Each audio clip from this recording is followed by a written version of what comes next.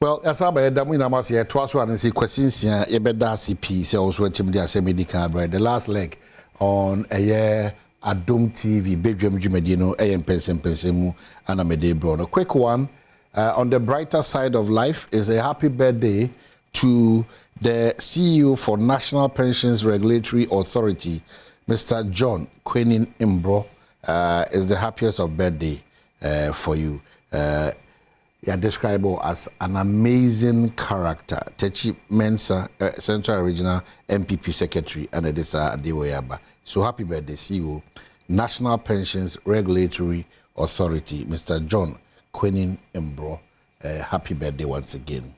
That's on the brighter side of life. On the darker side of life, former Roots Minister Amwakwanta, the twin brother Junior Amwakwanta, who was a geologist and rather a war UGMC and a radiator Safreno.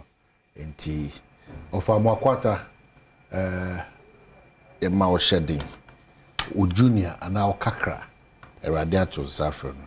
Inti you need that strength. So the big them na wahwe se bibia beko kama. Or no from Amwakwanta be as a friend, na man shedding. These are tough moments for him. Yeah, but back to studio. The Franco Trading Enterprise for us is on as a Monday to Friday. Where your phone, papa fee, to Nokia or Samsung, iPhone, smart TVs, tabletop fridges, Franco air condition. It ranges from 1.5 horsepower to 2.5 horsepower. CCTV cameras. Nina omutombi onum. Ene ehwa kwa tiwa ohia bibiano. Bomode ako Franco Trading Enterprise ako pebi eto. Na yenka also say obetima from 0246422338 and 0555939311. Na Koa photo si binyi no name no mo na wase. If say one shall say with Koa mixture. Ye jitu mu okwanso nkoso. And only Koa plus mixture so e buy e no na e boama your immune system no among the needed support. And also yajiatum. Se say the omudi abadwa so no a Koa MT mixture. Na Koa MT mixture for the treatment of malaria. It's formulated from freshly harvested neem leaves. And no you didn't say and no di juma kwatia yade ahodo bebre fad ibuwani ipunu ibuwani etwikoem and all those things and Koa for case any when nimde kwanso at the Koa MT mixture akutia malaria and so the aba aye edwaso o pedodo ankase tupa meche Koa MT mixture o frɛ wona 0244 726611 0244 726611 and 0591 565778 na watimini wen edin kita but here is the caution. Emma wanna faithful afe Emma wanna so Emma one man for and nkwadan so any murumfie dumienu onye part of this Koa MT mixture ebusuano. Namasa akai say the match awaited street carnival eba so chale wote nyame adoma you know ashasia de sa omo ne mu omo di djuma sonko na no da me so omo kochia ohimpo wo enkra kodio no zibiche gamanche na it has made us and now an end to the empire of horrors it has made us just brother be experience a display of varied representations of African culture and bibrema ya mane ne ye nyoma bi ye bakosem said the esi kan yensem ye nyoma bibre if you joada aga se de toso do kono kopem kwasiada aga se de toso eduonu enum the 25th of August anasa chalewote special event the April street carnival bribia da nipa ekoji wonani eti abakosem issue there making new business connections and new friends too as well. One I share CB Joy Prime, Joy FM, Hits FM, Joy Entertainment, My Joy Online, Adom FM, Adom TV, and a multimedia affiliates in and across the country and beyond. One I share so consultancy. These are the important information. SMD2 on the power. Namaka say We are back from Takrade this weekend to on the 24th, and this Saturday, I think so. Yes, we are on Cape Coast. That is the NDC manifesto launch. So Cape Coast, Friday, Saturday, Sunday. Almost be the Omujumedi Shonko Honum na. Almost Omutri any omunsusuye edi atuja edi amagana for the entire ezi ejina so near the tuaba edi ma one come December 7th 2024 in so your election headquarters Kokomoti Power clearly you can't do without us. Will be fully represented now if you the because will be I said the attack rally and also MPP for we omudi almost edi bibia efio edi ebro to help in the conversation this morning, especially specific on health matters, MPP related manifesto health matters and other matters remember a PCD and Sakwanyako health matters and on Dr. Benjamin Ochiri ewa hanim si ono oye obi oye kueni no saya adoye no saya chire ni e ka so obi owa academia na neji adesua na ade chire ho enti o se oginem ana oye obi a oye omamba pa osa to aba isa so nim eye na civic responsibilities nimum ne ha ba akopa ne se ono so fumigation company ba ye frɛ they be at the one side they be at the attack and was a doc akwaba yeah is your much spread across you not a cry there be still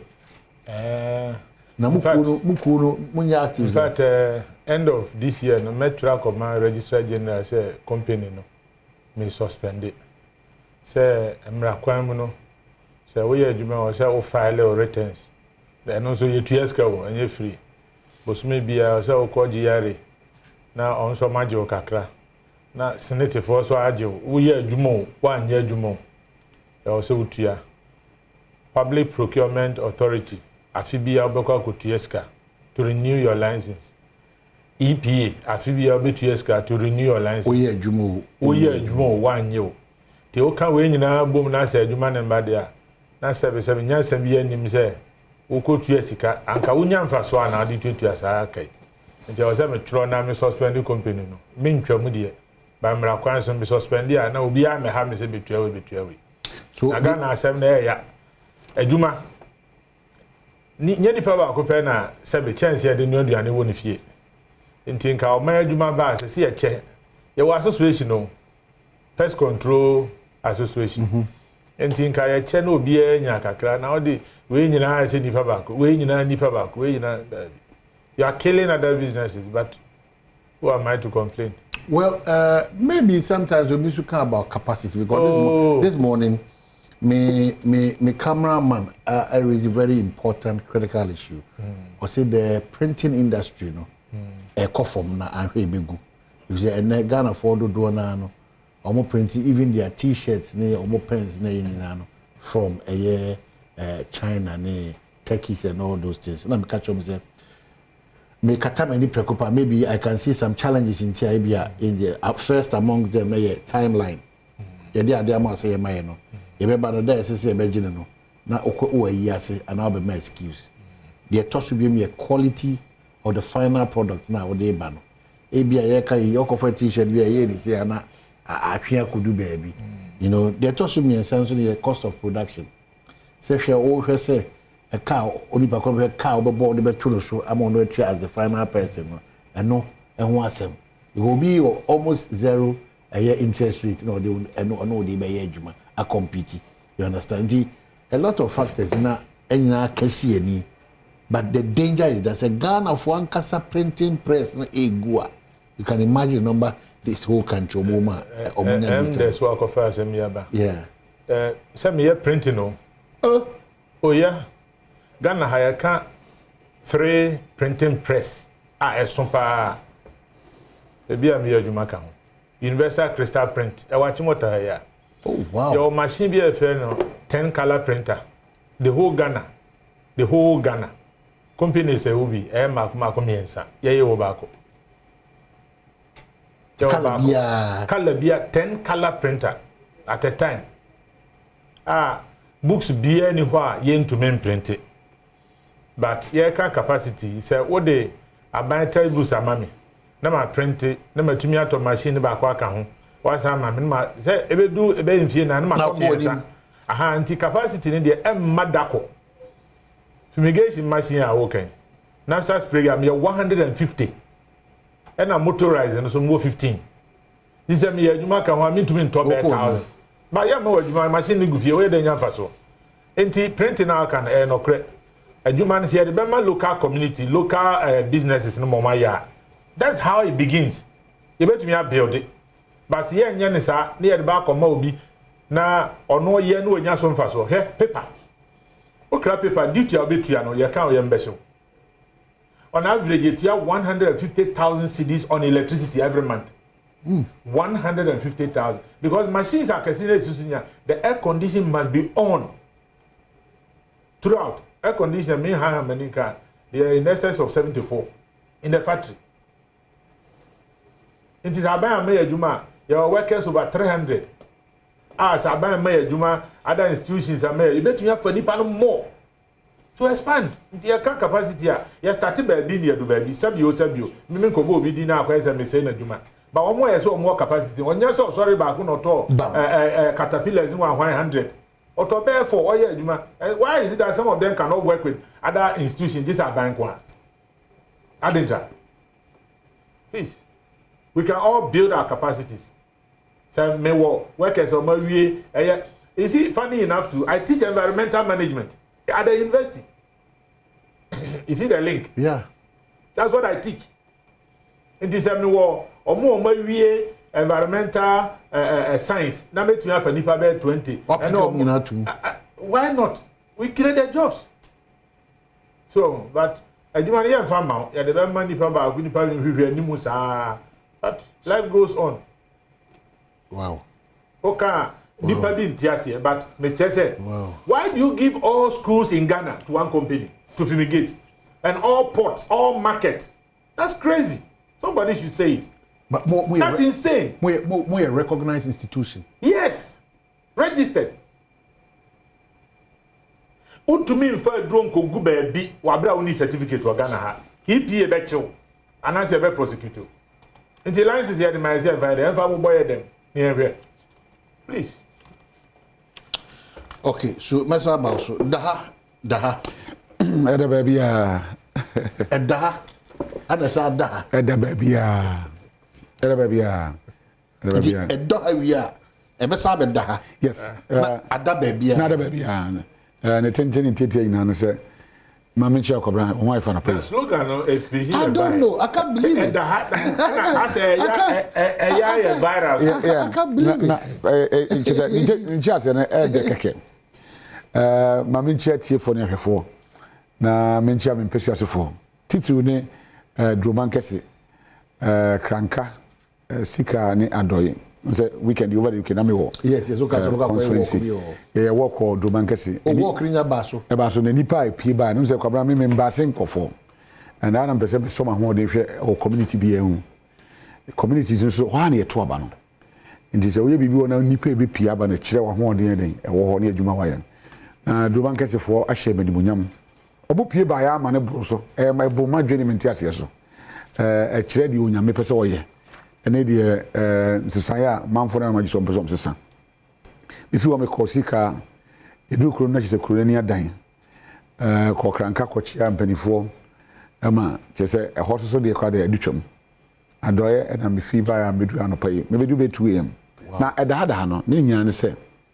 yesumo man ne yensuma manyuko some yen communities ahodo a the community ye ya nipa wo na ya amanyofo no ye ho betoyin se ye to obana ye wura umia wini a obo hu se NDC for parliament na se omo minority omo nya ban intimeden enya adwuma na parliament won me ko sem ko ye de be ho se me ko no makwa kwatra minority dia na ke se man ko kran campus wedding e wo so enti me masem nyina ne se yansomo hindada o hifufo ne som no yeto aba na Yoruba umia be president a me as an independent candidate me ne be adwuma si yeto na Ghana for se da bi nyon na penepe Yoruba John Dramani Mahama o be president a me nya ndisi ni ba ona me ne be adwuma efri se ono na be o mampani a wote akonwa no so na me mpani ni wo ha na makotena minority say me ye dey on ti media me da MPP me san da NDC na me da babia emfa ho nipa obey president 2024 nyame ebe yi no say you Alan Chamantin odene bo say Cheda na odene bo say Kufia Palu say Maame Akwadonko me da babia because obi obabia kwabra emre bia nchechire me nsim ho kwan say me ntimi dwane minority as an independent candidate no emre bia nsisi enchechire me na me ba we accepted sir because MP for make say who akwenya say wo dom mo party and this for say who akwenya say wo dom mo party omo de omo say anamusifu agina sa constituency a wo oni omo ko ham e dey say oni na agiri me she badwam de nyen this MPP they decide is by choice say wa call me she badwam na independent candidate is either you sit with the minority or the majority and as I would try baby about be as so decision e be make e wo man ni mu no de o wadwe be kire because we jam fifi and awo ye na me de ntia me kasa me ni aban na be ye adwuma ne se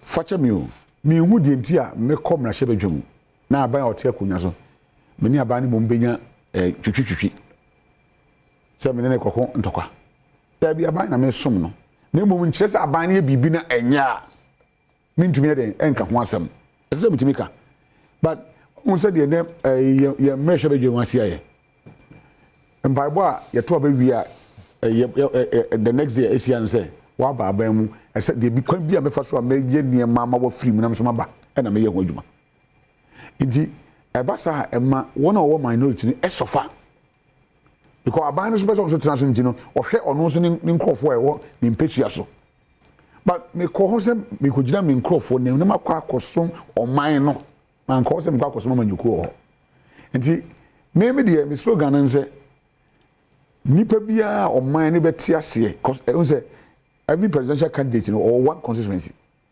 which is Ghana but parliamentary candidates they are a specific constituency nti oman ni nyina na yi nipa no se onye omampani na me makoma hye badwam me se me ne nya adwen na me kwa akotena baabi na me na akotwe manso dabi me dane so dendende ye wura ba omia ba anopa me sora koni fia kohoro ne ka empia bo ho na bo se empia horo ka anopa obe na me dwa me shed na me krensu ho obi o se makọ ade na ope because your home futuro in Ekuyen 98% of our road in aye on tiled futuro ko over since 1992 besi ene in fact NDC folk pension kra na nyame ye Adom no ma ye kwan bi no and so enwie pay but ye ka quota there ye wa John Dramani Mahama pension ene nya quota e wo ho that is no correct ho but from that time is a former first lady free yes of your north of your yes of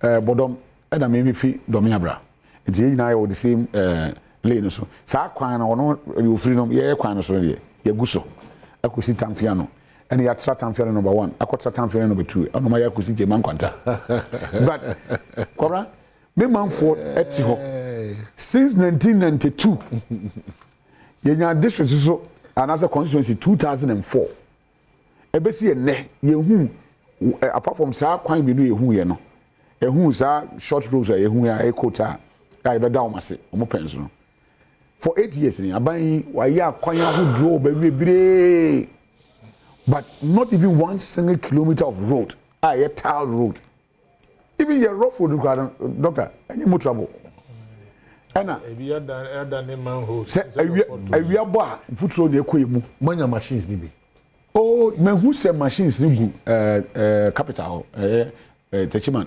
battery spark me who say machines ni gu ho mobile be ched sure they say a district exactly nti ye dan ya ye benya bi bakobra ya so ya bre ni futuro ya trem futuro ma chedodo nti kota na aban o ye bereba o de bon ho samrani say wa ya kwan chen aban bia o manwi because na for yes you deserve better ye nya bia ye o de woni mi pesua so yeah sense you timi tona district capital na nsu afanipa ne wo Domankese market is the biggest market our constituency we you find every from Busunya to Domankese enu 20 kilometers enam se kwan ni nyinti no kofo ko market no moba na am robbers aba attack o dia market the kwan na den na ba bia tourism attraction kwa kwan na ebu afa ko na dia bo abin fima just 4.2 kilometers ebu afa so kwani nyina nye Yeah. na wo free tano boase kranka bo na kosi ye free kwabra de ya ne se omo ye kwani be 65%. 65% o. Ya say ja to am na san say chen kanene kura asay kura 15%. aba be doc asa obi be 15%. Nti the ema me kasa me kwa me koso ban wo so say unfortunately yenya MP a wo ye NDC MP but MPP na also 2% of my ban ni ho na na ban de be hu say da beba ti 2024 chacha no moko akoto kwabra chacha so de se wo tuna se diwa wo lu so sika mebo se one fan koto se usika shobutu se usika wo it is between MPP NDC and the independent me yen to me so chacha because me aban bi wo baby ameso no na mbom se utuma NDC na ewura ba omi awini a ekopatiri obekọ minority ukotuma MPP na ewura mahama so wini a obekọ minority na kese ba bi ejina na ejina na mbom se utuma Reverend Charles wo so dia na eda baby a danger and the prescription is very dangerous. Now you are going to encourage because it's a very fantastic prescription. Even the president will know that saa nipa amne ye adwuma beka me ono na adwene biribi opebi otimi esesa no. It will encourage a lot of people to be independent because maybe our parliament, this current parliament, you know, it's not forthcoming well in terms of development, in terms of lobbying, in terms of how useful parliament should be. It is honestly come on, quite for sure among some dia. Yeah, can say abani yan ko be 275. And then I will say quite no almost 65% complete and about 15. No? Yes. That's what is happening. Then I become because I say no come on come on be come as am here come on after unim because takwa na make say ade ba kwa dey deceive your man panyin my I am blame on match from the days of President Kufuor to late Atamils Nyame Fane Krensi to that of John Dramani Mahama and current president His Excellency Nana Dankwa Akufo-Addo. Who say some also na some ka some ba me krom half ana kumawu a street lights o so dem say anadwo nyina ebe ye adwuma eti wo no doc wo na president a wo ba odu ye bia de dem anadwo na mpa nkane nyina so o ba no so say run na okwan no nyina that is where the mistake is. And I make Ujena say we have lived with that up to this point. In fact, didn't make us say as the president was going to Takoradi, Western region, maybe fast a day or two before. Acquiring in ano, yati tem kama baby portals for more year or more beautify chrono constructions be on put you on hold road construction. They in fact they just move Charlie go no move say things are not things. You know, and yeah way Kwanamaka says I'm telling you, we have I said it on radio when we were at a when we were doing a program. They said that is the challenge we all have. We are pleasing the president at our expense. The president allows himself to be pleased. Because sometimes you are so busy that once you look at the surface, when I'm so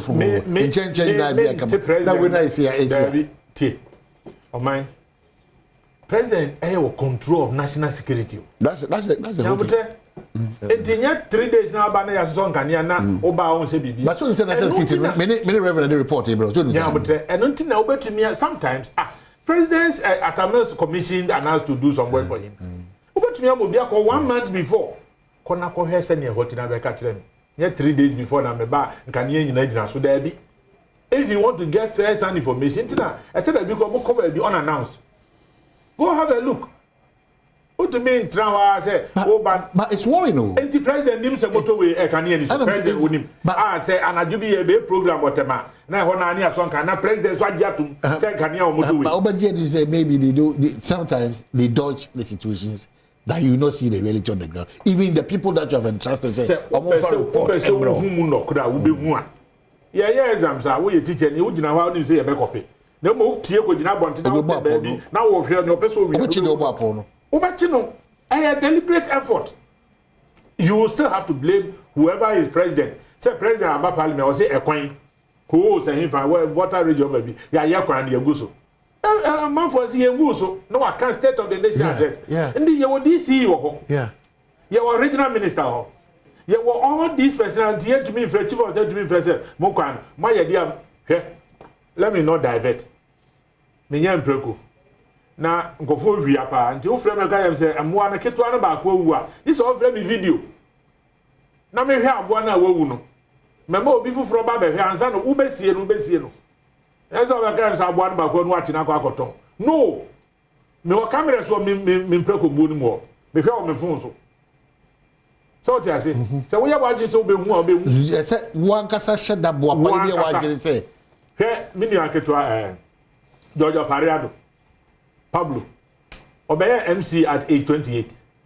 Every single document he signed as an MC, he made a photocopy and kept. Na china amfa bibia anko ankochi anko ka se o signature ni.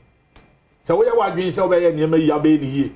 Nti we can fault them at all times. Say about na me nim na me buy bibi kan ye bi so. No. Enti na our representatives no. Some moment who the real boss. But the representative Betty Akam said by now police for won't garam say the anko so. A reasonable percentage of the people that we entrust with those offices now. So omunye honest. Omunye truthful to the situation. That's how you find behind. But every president needs a third eye. See, beyond beyond your own security, if you want to be successful, you need a third eye. And then you say, who watches the watchman? If it's a national security coordinator, and now within the region, if I say, look good, a president and him, to the report about the coordinator. The coordinator who GDA, but he works also under the regional minister.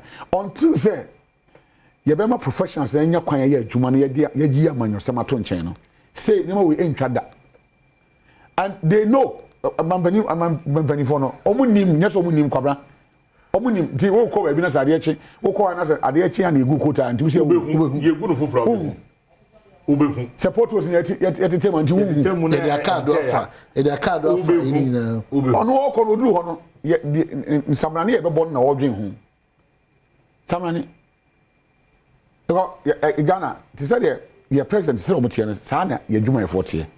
And Saha Pepe, because your father Ghana near Juma. Well, this is 8 years and no pension, and that's correct. What Obama Ghana ni president within the 4 years, no, or you and you, your friends say you're trouble, you know. But citizens and Yaman Kuya Kranobia can say, I should name him. Because Oka, yes, some of you cool your mind. And the Yaman Bonnie Cosono, make us say within in Krasanov. I'm foot queen. Oka ho asem obi wo party bi ma obi di watam bi wo na team futuro no the reason why is say onwi ni kuro no ho but na manyo kuro no ana odwen ho nti until your leaders no be dwen oman ne ho na omo nwin the next election ho kwa me fa so me party atena ban mu na mu kwa me na wadwen say kwa me fa so ma oman no atumpon akọ nanim abi before nko na sabi woni modaroma your dream is TTM. Your dream watching now. Your dream 10 years ahead of us. Your dream 20 years ahead of us. But when if we were to 2 coins, we said it here. Say they think 20, 30 years ahead of generational thinking. Generational thinking. It's a bedroom honor and young mama. Say Yariba affect Europeans, no, any Americans, no, China. But young Mona Yariano. The effect on economy, no, more. I didn't hear because we are not prepared. We are not prepared. The end, a 2 year. I didn't know you be oh, sorry, I mean, that kind of mindset in it. That's why maybe Doc, better this year election, strong coaches. If somebody prescribes bold solutions to the challenges that we have, so Saturday somebody is going to do another prescription, and then we compare the notes. But very worrying. As you see, the kind of culture beer, Yamahokwanya, Afifa, Jinsem, as we count down to election 2024, issues about people preaching war, Mintiasie, Minyewe, Udisia Mika, and Uko constituencies now. Reverend Wana Maker, yeah, you can feel it and see it that the resolve of some party people. I feel with the young say, and Mami ka se bi na fashion. Yeah. Fashion na doc and twaso. Unim bibi. I think say Edru say Ministry of Communication ebe regulate these information centers. Ebe tim din tokwa ba radio stations. Complete. And their parties no obi wo kro bi so ana ne party for aye information center no. Na wonu so aye bi. Ti we bie na wo ye bie. Na crossfire insult ahodo doc. What I saw in a fear. And everyone make say no. This hard time if we don't take. You better regulate it or even all these things because kwabra obebe na threaten na ye threaten ye say nya fe na ye threaten o. E start ye che. Na ya je to mu say sa ansem hunu na sabi onyansa animu no. Ye dey ka ya man yosem ho. Amna be kasa ka ho say. Ye koto ba obia timi na without peace no. Who be the president that one scary. Now my fan the normal Ghanaian talk. So scary until I got to Efia. And I felt it say a lot of people they've been brainwashed and fed with poison. Onim ni India. Illiteracy and poverty. Here any in India. Say a common doer. I told her be a majumboni boutrim. Tina encanted yes say ajumboni bow creating more tongue. The moon and young work room and work room near bottom to bed atom. Say me reverend here. So I'm going politics or any business service. So I asked a lot of the youth 22, 23, 24 will be 20 years or your politics. There's nothing wrong. But say only power a combat no. What they hear top politicians will be out on the Juma. What just watch look at Oji Bruma no tell for me. Aba on the Juma or Niama o did him. Without his permission, everybody di IAP. No MP. And as you see, I will lose the seat on you. Our transport business. Or no so did him. That's how you must live. Enti abranti ababa oni sa nnyuma oni business bia sebi bua wa anko school it is ono na dwene se party ni ba power and ono obenya obi DC bi nsa ase adidi sa ankoban sa dia oni he has nothing to live on so as hopeless as he is na obi to be bia na no ka che se ne me no ye be kunya ho ha such a person obi na no ka se jano hoko jano na dwene nya adwuma enti ekom Emankofo edinse hunu ekom na who say he who feeds you controls you. Okay, ebesia entwa homra menti ba kope na any game park for nisa also homra ye bape ye beto asanko is very very interesting ye kwa basisia.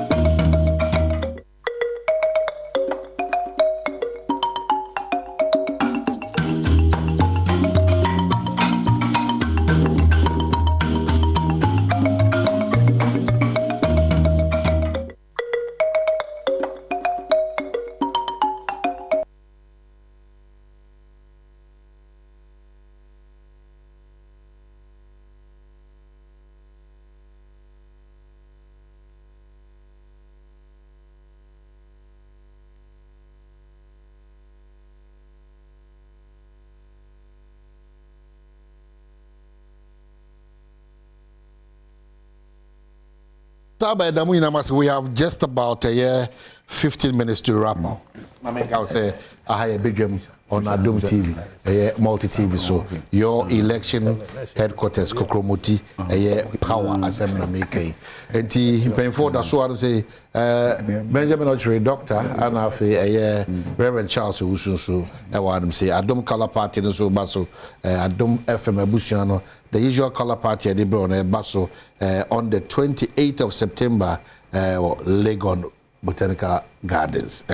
And Ebebasunti, Meka Bushiano, this is the color party where you have lots of excitement when you na mumbra na ENG aniwo kwansrum kusokra nyumakubi a wono so ase jama detergents na alaji vision eba clinic ana wono so ase kwansrum kuse yemeji ani yensepe ye ho na kai hu ni se you fresh drinks and so be my drinks papa am yet me anom nearly good and better is the color party Adom FM for a day bro. Dr. Benjamin Ochre and Reverend Charles Usiakono. It was about that temperature, that poverty and ignorance or illiteracy. Me two kwanya ko hu take no mu election. Na the reps of the various parties omu gina ho se na yete ya omu gina pan no obi atodi na omu ye campaign obi amfi omu kra. Ni abeka kana ko omu nkontokwa. Now my say we maka minim how many times I have to say it. Me say men call America any more than 1 month that. Ya call conference for Harvard. Now lady no so petri na kaka ye be call lunch. One answer there 4 times. O ma ye call ya pan only cheese. Fanta ni coke. No, then I'm say when you dey can di answer na starter na say this am say lunch na am so mo yare. Hwe wo di bibia to nkyanya. You can't culture because you be who be how people live. What do you DM crime when in Jibabi?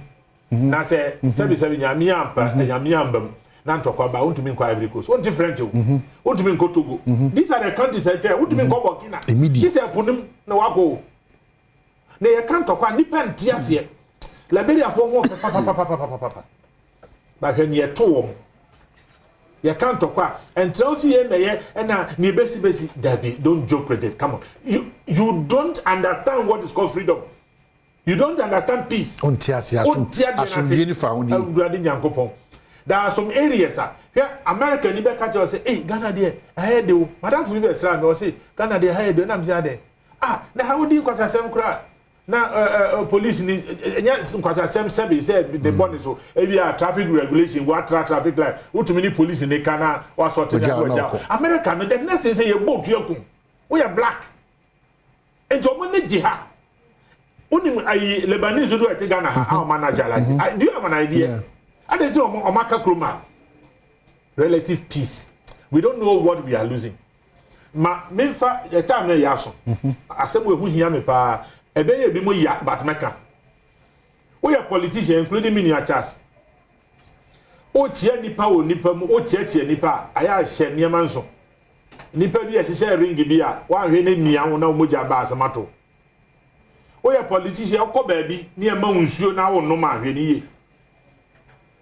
Ye bi bia na metumi aka but how I wish we were off the screens. Say Dream Bonnie way 3 months and see our benum no bottle no to me the man one. See a more until what they also bottle no miano. Since you only standing free who be careful. And says I want them. They see I was the paper be tare so the paper ni free na pampam no na me and you but me and send your wolf was said no. Now who says you be standing free who are touching it. Oko baby near see buffet are more being courtier than in family or say no. Oko baby ni ese aduane no ye yaw de special ameni because tie you omo eto Jesus no ye ye omo fi baby ba yo omo ana no omo nam omo to Joseph eya omo a ono ani nua no Muhammad wan fada enti hwe wadi die yie hwe woni ma no omo onom nsa no so mo hwe ni yie ya tia me kodwo so aba wo glasses ho you have no idea enti ye hwe ne ma nsuo ensa ye didie ye hwe ni yie. And you be in politics, dogs are more honest than human beings. Or no nam was signed when the team now him. And you only or share another person in t-shirt. It's a new identity. But your lawyer no. So many bio, obey what on Sanadri. Obi subetinia deliberately I not said new be a ben opano, Macquaco fano so. Come here, person Jesus no, ya the confer Judas so. It's Miss yeah election dear but he wadi dear me a politician and now sabi tip on koso wonim nyansa say yeah use as an agent to cause mayhem say obedient to kwabeba hwe oman say enne nyame pangu ntokwasi a politicians more than half of Babusian for Tikroma o omunti ha o obi say ntokwa besi manana do ne ba ya bona so ana say Dr. Badwam ya ba e bona so President Mahama ne ba obeti akobo no. They are heavily protected. Nti aka me ne wo. MP ada am yakọwọ ne sika ku ne be sin de. Asem ne eni wiye MP wada. Enti wo na masonson ho kakra. Sonson ho mo mutu kwan na do be careful. Infantima MP anadu otu kwan. Esire mo ba bi sa na obi kun no. Let's be careful. Let's protect ourselves. Because again, boni we trim do all in the name of power. It's becoming alarming. And I'm going to be job. Sabio. Say politics inti. Say President Mahama embusu ni anka nyamede. Nga woni mniama besu mi dia. Say President Kufuor embusu ni anka nyamede. It does not necessarily mean say you be bia me no mo ya adwen. Ubeti a kire wadwen dia. But say me kasama manuotia no. Let's be careful. Okay, Doc, my man, Reverend. No more, yes, you to pass out on out the attempt here, and our fire who nim nyansa. Baba, the Chinese say, entity idea who ya pa, entity. Timpany for say, yet a tinny pa, but a yenny pa. But I'm actually the born, you was or here in Sikadi Pabidrich. You here, and a man, Penny was a minima and yes, she's a no. And young which are near Sabo. Now, o mine nipa na sabi o mu nipino and a Dawson. Enti onye hu se obi obitima bibia ma ne bibia. Wo ko wukura wa nwe hu. Na ayro hu sem se amanyo sem se aye tan do kwabra. Na nsai mi se o zemi tu kwan. Na opponent a oni me contest. Enye ntokwa. Sabi enye atibidie e adwenkyere. O pese obesom besom. Nti ndokwa be ni wom. Na odmede nam constituency we say mabubu gudam. Yeah, and so me drew me buy me constituency me drew me chrome papa chrome broma so. Community ni nyina pia babonten. Ade on person be hwe nipa. Kwan na metu keke o. Ade nti na se obi bubu gudam. Ade nti na se obi yare, obi wu anso onye to me. And the power no ayemfie nan pe. Enti de ye no medwe wa mentumi ntiase se odi tumi ne bekwan ene na kasa isi wura mills oya president of fiat ase for akonyan so call atase for ase so anayesa na nanum samando nipa obobom de mpisa hodo yi eni na no ada min ka bushafo yawo John Kuma so no ye minister ene okoye ti tumi ye won limit ti tumi nti na kokum obi ana ti muma yenye careful okoku obi amobi ko na obi timi di watema na onimo odi watema kan sama enimu nyina de fa ho na onimo because na manyoku e na opese onye tumi nti e se wotimi sell di manyoku e the last American say they nuanum electoral commissioners no and what to say they want to be referees e wa batom ma na magiatom nti na makoye commissioners you want to be neutral. Where there's no justice, there's no peace. See, preach peace. First of all, as I said, prepare ye juma answer. Answer na asumbiere aba. Mama yen hwe se yen nyina obi fa ne kasa so ye beka. Kasa mu odu ba o. Ye kato abonten no. Wo ye panimu na bedi domanima. Wo ye juma bi na se wo na okeka ne maboma. Ye careful. Because amanyosem no aye hu nza no. Eye kasa techrema no we ka na bo na jaiden atom na jado so toma ba cho wa wuso wa ma ya musem de munti asemase no oni bi efo na brekase doctor kan ayi azika fo no anya fi wo turu ka wotima drive on na busuafo across e kan say border na wo nso so e bia de wodi kura ne board odi kura eden how much more de obetime nya de tukwan enti tumi no ye predi ama ye nuanom Ghana for na abi amom de tumi na ba boye no nya no ntire se oku hu nya ntire se o makwan ma ye yusu because election we ma hu I had to say the 2016 na election no kwaba wonim na ye wura Kufuor anti-ban win 2016 elections it means that we need chance be him. So at that time when MPP it was do or die affair ye wura Mahama ko the toso an imprint so wanya. This is the last chance oba be or and this for the bemano which I know so on akasa or lusu a onko biem and to share the union ndc so aya also mani abeso nkoso but there may be some come on what you say and say nyame ne sihene se na yewura kofo etie akonya so na all exit 2008 when timi amfa 2 million she yewura na Adom sa na se kodi ani sinsem ma se yewura mahama so na otie akonya so 2012 and officer to na akonya so 2016 when timi amfa akonya na hand over to himself na ekodi na Adom nsem dia na kyerɛ onyame ne sihene na nyanipa ne sihene ndi mo yinya botre na yenyina ne yemfa pepa na yenko kyerɛ yadwen de onyame de bema ye bia no ye yemfa ya hoɔden ye nyansa mfanta na chi no mfa me bibi papa emfa ma oman every say war any auction well that's one but there is a man more depressing yeah and they say we were MPP osusu se ni nwana o NDC no sebi onim nyansa yes we were NDC a osusu se ni nwana o MPP no is on the ekosu nyina no asem na obosu asem on radio I think I've said this before where ye nu baby a obi betumi akase me MPP need die enso ni aban ye die nye until such a point ye bedu ye bekase me NDC need die enso ni aban we ye die eye until we get to that point and we also should agree that we cannot all think alike at the same time all the time. Probably the chese wo dia wo won na papa. What is the part? I didn't chese wo dia papa. Obi timi ka say, "Oh, senka wo dwan ni asumasi dia." And they say, "So why ni asumasi dia?" Na say, "Unnim nyansa." Who told you say, "Oh, your mouth to me over nyansa to determine the nyansa sam and the nyansa sam." Because you see, abrabo. I said you call sorry. Kwabra me call Girls Word Power Ministry International. Me so for penini Apostle Dr. Onsu Bemba. Me gidie wo nyame mu. E through him. Oko empowerment.